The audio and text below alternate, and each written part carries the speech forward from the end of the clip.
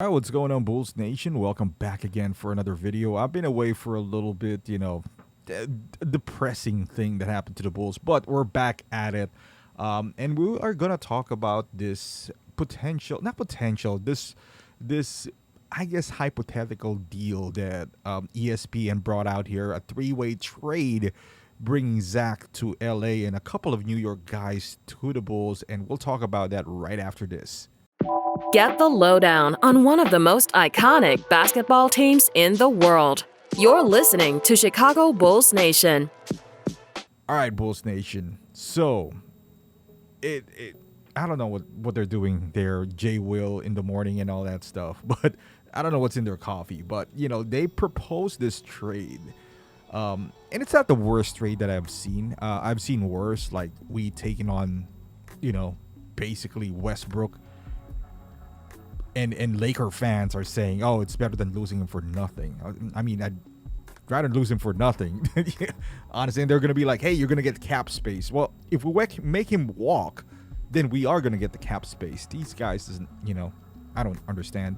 But as far as the proposed trade for Zach going, so basically the trade is Zach is going to the Lakers. Of course, they want to build up the Lakers. The Knicks are going to get Westbrook, a first round pick from the Lakers and a first from the Bulls. And I don't know why we give them a first. And the Bulls will get Julius Randle and Evan Fournier. Now, again, it's not the worst deal in the world. Especially, I mean, let's take out the first round pick for the Bulls. I mean, AK is not Garpax. He's not going to go for that, right? It's a stretch that we would go for Randall and Fournier. But let's pretend that we take out the pick, because that makes it just utterly ridiculous. Like, the Lakers are giving up so little here and getting so much. It's insane. Like, if you were the Knicks, right, why would you want to get Westbrook? I understand the two first there, but why not just go for Levine? You could take the Lakers out of the equation altogether. You could be like, hey, the Knicks would get Levine and the Bulls would get Randall and Fournier. Isn't that a better deal for the Knicks? And we're talking about just like, let's say Zach, is just hell bent on leaving just because the Bulls are not willing to give him the max, and maybe New York is, right? If he says I want to go to the Lakers, that's the LA fans' argument. Why does the Bulls need to comply with Zach? Oh, you're just gonna, he's gonna walk away for nothing. Then walk away for nothing, Zach. Go to Portland. Go to Detroit. I don't know. Go to San Antonio. You're not going to the Lakers, that's for sure. So he doesn't get what he wants, and the Bulls doesn't get what they want. What the Bulls do get is cap space. Cap space that would allow them to sign, somebody else, maybe fill the gaps that the Bulls have, and hoping that, Io and Patrick Williams would, develop and get something else, in return for them. Like not get something else in return, but I mean better production-wise. I'm not advocating that we trade those two. That is ridiculous. But this trade right here is, again, a Lakers fan's wet dream.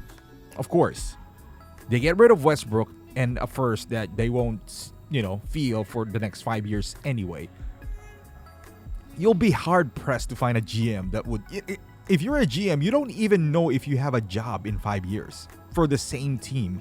Why would you sacrifice, something just to get that asset that you might not even see? This is the insane part in this trade, is that, okay, so Julius Randle is not a bad player. He's also not a good player. His salary is not atrocious, to be quite honest with you, at 23 million. But the problem with that is it handicaps you. Same with Evan Fournier. Both of them are going to be combined like almost 40 million, if not 40 million, for two players that are average at best. I mean, Julius Randle is an all-star. He was an all-star last year. And even at that, I wasn't even convinced at that. He is a decent player. Don't get me wrong. He's a good, maybe number 3 option. And the money that he makes is not bad. But imagine putting him. He's not a good defensive player. He was just in the Thibs system. So that's why he looks better than what he actually is. Boozer was in the Thibs system, and he's like, his defensive rating was pretty high. And if you're in Chicago, you know what I'm talking about when it comes to Carlos Boozer. Now, Fournier, they were talking about, hey, the Bulls need shooting. Yeah, but not for $18 million, though. And that is what Fournier is going to make. Again, not the most outrageous trade proposal that I've seen. But honestly, rather than making this, I might as well just get the cap space. Because would it help you now? For sure. Like, how much, though? Are you closer to the championship if you get these two guys rather than, let's say, they took the cap space and replaced Julius Randle with Montrezl Harrell, for example, and Fournier with Dennis Schroeder with the cap space that they're going to get, right? And they can sign Harrell for a less number of years. So that gives them flexibility to move them, in case that they are not productive, and you still got one more year of DeRozan, so you could, potentially free up those cap space for a better player. Because if you do get Randle and Fournier, you are on the hook for Fournier for 3 years and Randle for 4, depending on how much they would. The worst case scenario is they don't pan out to be good players.